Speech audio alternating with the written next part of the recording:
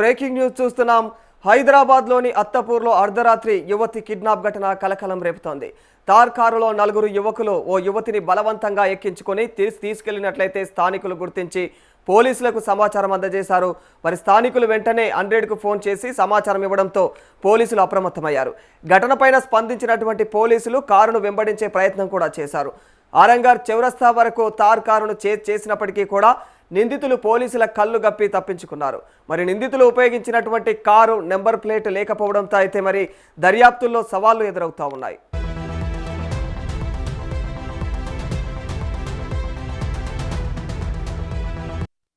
ఇక PVNR express వేలోని 143వ pillar number వద్ద అయితే ఉన్నటువంటి సీసీటీవీ ఫుటేజ్ను పోలీసులు పరిశీలిస్తూ ఉన్నారు. అయితే వాహనానికి రిజిస్ట్రేషన్ నెంబరు లేకపోవడం వల్ల అయితే వివరాలు సేకరించడం కష్టతరంగా మారిపోయింది. ఈ ఘటనలో యువతి నిజంగా కిడ్నాప్కు గురైందా లేదా మరేదైనా కారణం ఉందా అనే కోణంలో కూడా అత్తాపూర్ పోలీసులు దర్యాప్తును కొనసాగిస్తున్నారు.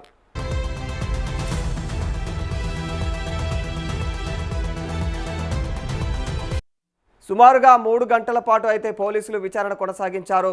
మరి ఇప్పటి వరకు కూడా కిడ్నాప్కు గురైనటువంటి యువతి ఎవరు అన్నది మాత్రం స్పష్టం కాలేదు. మరి అలాగే ఈ ఘటనకు సంబంధించి పోలీసులకైతే ఎలాంటి అధికారిక ఫిర్యాదు కూడా అందలేదన్నట్టు తెలుస్తూ ఉంది. మరి ఈ ఘటనను చూసినటువంటి స్థానికులు మాత్రం ఆ యువతిని తార్ కారులో బలవంతంగా ఎక్కించుకుని వెళ్లారని చెబుతూ ఉన్నారు.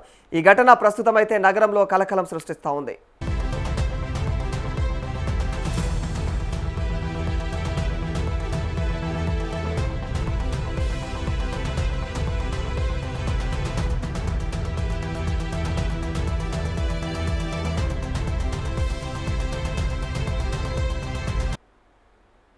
మరి ఇదే అంశానికి సంబంధించి మా ప్రతినిధి ప్రభాకర్ని అడిగి తెలుసుకుందాం.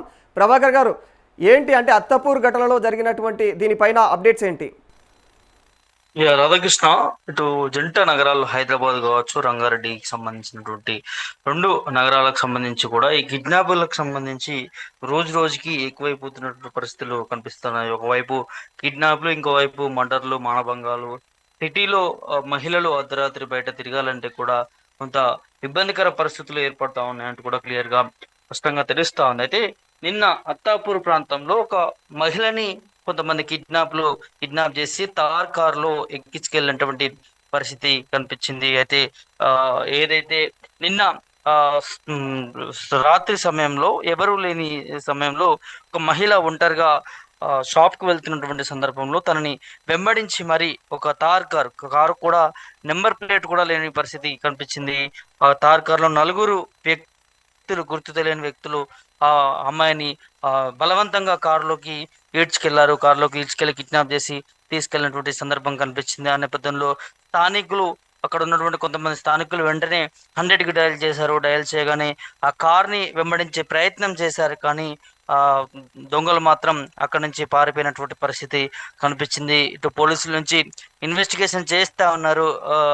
ఎవరు అసలు ఆ కారుకు సంబంధించి వివరాలకు సంబంధించి కావచ్చు, అదేవిధంగా ఎవరైతే ఇప్పుడు ఇందులో పాల్పడ్డారో నలుగురు వ్యక్తులకు సంబంధించి వారి గురించి కానీ, దాంతోపాటు ముఖ్యంగా మహిళకు సంబంధించి తన పేరు కావచ్చు, తనకు సంబంధించినటువంటి వివరాలు కావచ్చు, అన్నిటి విషయంలో కూడా పోలీసులు దర్యాప్తు కొనసాగిస్తున్నటువంటి సందర్భం కనిపిస్తా ఉంది. దాంతోపాటు ఇటు ఆ చుట్టుపక్కల ప్రాంతంలో ఉన్నటువంటి సీసీ కెమెరాలను కూడా పరిశీలిస్తా ఉన్నారు. ఆ కారు ఎన్ని గంటలకు వచ్చింది, అదేవిధంగా రెక్కిచ్చేసి అమ్మాయిని కిడ్నాప్ చేశారా, లేకపోతే ఆ డైరెక్ట్ గా వచ్చి అటాక్ చేసి కిడ్నాప్ చేశారా, ఎట్లాంటి అయినా మందు పదార్థాలు ఏమైనా ఉపయోగించారా, అమ్మాయి పరిస్థితి ఏంటి, అప్పుడు అమ్మాయి ఏ వెహికల్లో వచ్చింది, లేకపోతే తనకు సంబంధించినటువంటి డీటెయిల్స్ కానీ అవన్నీ కూడా పోలీసులు దర్యాప్తు కొనసాగిస్తున్నటువంటి సందర్భం కనిపిస్తా ఉంది. సో ఈ సంఘటన తెలిసిన తర్వాత ఇటు నగర ప్రజలు మాత్రం కొంత భయాందోళనకి గురవుతా ఉన్నారు. వరుసగా ఇట్లాంటి సందర్భాలు కనిపిస్తున్నారు. రీసెంట్ కూడా మనం చూస్తాం, రంగారెడ్డి డిస్టిక్ లో పలు ప్రాంతాల్లో కూడా ఇదే విధంగా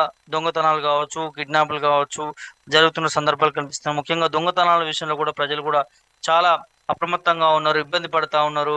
ఖచ్చితంగా రాష్ట్ర హోంశాఖ దీని మీద సీరియస్ యాక్షన్ తీసుకోవాల్సినటువంటి అవసరం ఉంటుంది. ఎందుకంటే ప్రజలు ఇవాళ ప్రశాంతంగా బయటకు వెళ్ళలేని పరిస్థితులు కనిపిస్తా ఉన్నాయి. ఇటు దొంగలు ఎక్కువైపోతా ఉన్నారు, అదేవిధంగా మర్డర్లు ఎక్కువ, నడి రోడ్ల మీదనే మనం చూస్తున్నాం. రీసెంట్ గా ఏ విధంగా కత్తులతో నరుకున్నటువంటి సందర్భాలు కూడా కనిపించాయి. ఇదే అత్తాపూర్ ప్రాంతంలో కూడా రీసెంట్ గా 3 నెలల క్రితం కూడా ఒక వ్యక్తిని ఇద్దరు వ్యక్తులు కత్తితో నరికినటువంటి సందర్భాలు కూడా కనిపించాయి. So not only Attapur, Hyderabad ఈ జంట నగరాలకు సంబంధించిన ప్రాంతాల్లో కూడా ఇదే పరిస్థితి నెలకొంటా ఉంది. వాళ్ళ ఎవరికి కూడా భయం లేకుండా తయారవుతా ఉన్నారు. నడి రోడ్ల మీదనే వాళ్ళ కుట్లాటలు జరుగుతూ ఉన్నాయి, దొంగతనాలు జరుగుతూ ఉన్నాయి, మర్డర్లు జరుగుతూ ఉన్నాయి, మానభంగాలు జరుగుతూ ఉన్నాయి. సో వీటన్నిటిని కూడా మరి ఉమ్, యంత్రాంగం, పోలీస్ యంత్రాంగం ఖచ్చితంగా సీరియస్ గా తీసుకోవాల్సినటువంటి అవసరం ఉంటుంది. ఆ ఎవరైతే నిందితులు ఉంటారో వారికి కఠిన చర్యలు, కఠిన శిక్షలు ఇస్తేనే ఇకనైనా భయం పడతారు. కాబట్టి ఖచ్చితంగా దీని మీద ఒక సపరేట్ చట్టాలు కూడా తీసుకురావాలి. గతంలో దిశ కానీ అదేవిధంగా సి టీమ్స్ కానీ ఏ విధంగా వర్క్ చేశారు, ఇప్పుడు వాటిని అంతకంటే రెట్టింపుగా కఠిన చట్టాలు ఇందులో తీసుకొచ్చి నిందితులు ఎవరైతే ఇట్లాంటి సంఘటనకు పాల్పడతారో వారి మీద కఠిన శిక్షలు వేయాలంటూ కూడా ఇటు ప్రజల నుంచి కూడా భారీ ఎత్తున ఆందోళన చేస్తున్నటువంటి పరిస్థితి కనిపిస్తా ఉంది. ఇక ఈ మహిళకు సంబంధించి, కిడ్నాప్ కి గురైనటువంటి మహిళకు సంబంధించి తన పూర్తి డీటెయిల్స్ తెలియాల్సి ఉంది. దాని మీద పోలీసుల దర్యాప్తు కొనసాగుతుంది. ఆ మహిళ ఎక్కడి నుంచి ఏంటి అనేది కూడా, ఆ ప్రాంతంలో ఎందుకు వచ్చింది, రెగ్యులర్ గా వస్తుందా అనేది దాని మీద కూడా, తను ఎక్కడ వర్క్ చేస్తూ ఉంటుంది ఏంటి అనేది దాని మీద కూడా మొత్తం డేటా మొత్తం కూడా పోలీసులు తీసుకునే ప్రయత్నంలో ఉన్నారు. ఆ పరిశీలన, ఆ ప్రాంతంలో ఉన్న సీసీ ఫుటేజ్ ని చెక్ చేస్తా ఉన్నారు. ఆ ప్రాంతం నుంచి నియర్ బై 5 కిలోమీటర్స్ వరకు ఆ వెహికల్ వెళ్ళినటువంటి ఆ ప్రాంతాన్ని అంతా కూడా చెక్ చేస్తా ఉన్నారు. ఆ వెహికల్ కి సంబంధించి, ఆ వ్యక్తులకు సంబంధించి రీసెంట్ గా అక్కడ ఏమైనా విజిట్ అయ్యారా, లేకపోతే అమ్మాయి వెళ్ళినటువంటి చోట్లకు విజిట్ అవుతున్నారా అనే దాని మీద కూడా అన్ని కోణాల్లో పోలీసులు దర్యాప్తు కొనసాగిస్తున్న సందర్భం కనిపిస్తా ఉంది.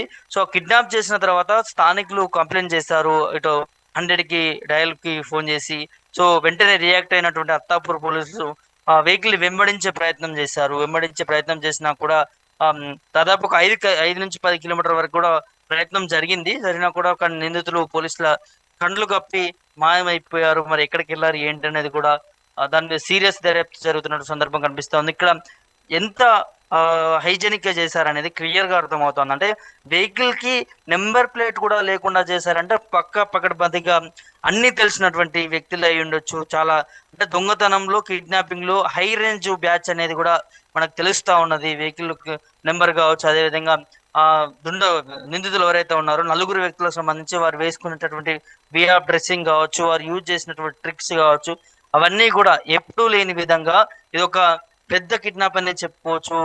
ఇది ఒక గ్యాంగ్ గానే చూడొచ్చు. మరి ఈ గ్యాంగ్ ని పోలీసులు ఏ విధంగా పట్టుకుంటారు ఏంటి అనేది కూడా చూడాల్సినటువంటి అవసరం ఉన్నది. ఇంకో కోణంలో కూడా ఎవరైతే ఇప్పుడు మహిళ ఉందో, కిడ్నాప్ గురైనటువంటి మహిళకు సంబంధించి కూడా వారి కుటుంబ సభ్యులు కావచ్చు, లేకపోతే బంధువులు కావచ్చు, ఫ్రెండ్స్ కావచ్చు, ఎవరు కూడా ఆ అమ్మాయి తరఫు నుంచి కూడా కంప్లైంట్ రాలేదు. ఇటు అత్తపూరు పిఎస్ లో కావచ్చు, ఇంకా ఏ పిఎస్ లో కూడా అప్డేట్ కాలేదు. కంప్లైంట్ చేసినట్టు ఒక మహిళ, గుర్తు తెలియని మహిళగానే చూస్తా ఉన్నారు ఇప్పటి వరకు కూడా. తన డీటెయిల్స్ తెలియకపోవడం, అదేవిధంగా అట్లా మిస్సింగ్ కేసు కూడా ఏమి కూడా మరి ఆ కేసు ఫైల్ అవ్వలేదు. కాబట్టి సో ఖచ్చితంగా ఇది మరి తెలిసిన వాళ్ళ, తెలియని వాళ్ళ, ఏం జరిగింది అనేది కూడా దాదాపు 1-2 రోజుల్లో కూడా బయట పెడతామనేది అత్తాపూర్ పోలీసులు చెప్తున్నటువంటి సందర్భం కనిపిస్తా ఉంది. రాధాకృష్ణ, ఇక్కడ మరో యాంగిల్ కూడా చూస్తా ఉన్నారు పోలీసులు కూడా. అంటే యువతిది వాస్తవంగా అది కిడ్నాపేనా లేకపోతే ఇంకేదైనా కారణాలు ఉన్నాయన్న కోణంలో పోలీసులు కూడా ఆలోచిస్తున్నట్టు తెలుస్తుంది. మరి ఇది ఎంతవరకు కిడ్నాప్ అని నమ్మాలి ప్రభాకర్? రాధాకృష్ణ, అంటే ఇక్కడ ఇప్పుడు కిడ్నాప్ కి గురైనటువంటి మహిళకు సంబంధించి కుటుంబీకులు కావచ్చు, బంధువులు కావచ్చు, ఎవరు కూడా కంప్లైంట్ చేయకపోవడంతో పోలీసులకి అనుమానం కూడా వస్తా ఉంది. ఇది మరి కిడ్నాపర్స్ స్కెచ్ అయినా, లేకపోతే వాళ్ళకి తెలిసిన వ్యక్తులైనా, వారి ఒకే ఆ, కుటుంబానికి సంబంధించిన వాళ్ళ ఫ్రెండ్సా, లేకపోతే వేరే ఇంకేమైనా కోణం ఉందా ఇందులో అనే దాని మీద కూడా ఇక్కడ పోలీసు దర్యాప్తులో ముమ్మరంగా కొనసాగిస్తా ఉన్నారు. ఎందుకంటే దాదాపు ఇది గడిచి 12 అవర్స్ 24 అవర్స్ కావస్తా ఉన్నది. అయినా కూడా ఇప్పటివరకు ఎట్లాంటి కంప్లైంట్ రేజ్ అవ్వలేదు. అధికారికంగా మాత్రం మనం చూసుకుంటే ఎక్కడ కూడా మిస్సింగ్ కేసెస్ లో పలానా వ్యక్తి కనబడట్లేదు అంటూ కూడా ఎక్కడ కూడా కేసు ఫైల్ కాలేదు. కాబట్టి ఖచ్చితంగా పోలీసులు ఈ కోణంలో కూడా ఆలోచిస్తా ఉన్నారు. వీళ్ళు కిడ్నాపర్సా, లేకపోతే ఒక అమ్మాయిని బలవంతంగా ఎక్కించుకుపోయారు, అందరూ నలుగురు ఉన్నారు, అదే విధంగా ఇక్కడ నెంబర్ ప్లేట్ కూడా బండికి లేదు. కాబట్టి థార్ కార్ కి సంబంధించినటువంటి హై క్లాస్ గానే చూడొచ్చు. వచ్చినటువంటి వ్యక్తుల వెహికల్ చూస్తూ ఉంటే కూడా వీళ్ళంతా కూడా హై క్లాస్ సంబంధించిన కమ్యూనిటీకి చెందిన వాళ్ళు అవుతారు.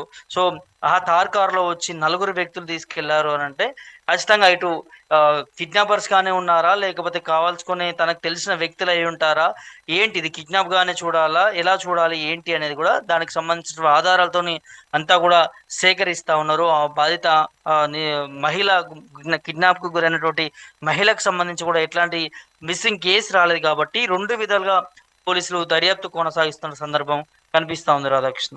సో మరి హైదరాబాద్ నగరంలో పట్టపగలు కావచ్చు, అర్ధరాత్రి కావచ్చు, నడి రోడ్డుపైనే మొత్తం అగాత్యాలు జరుగుతూ ఉన్నాయి. మరి అటు కిడ్నాప్ కేసులు కావచ్చు, ఇక మర్డర్ కేసులు కావచ్చు, ఇవన్నీ కూడా జరుగుతూ ఉన్నాయి.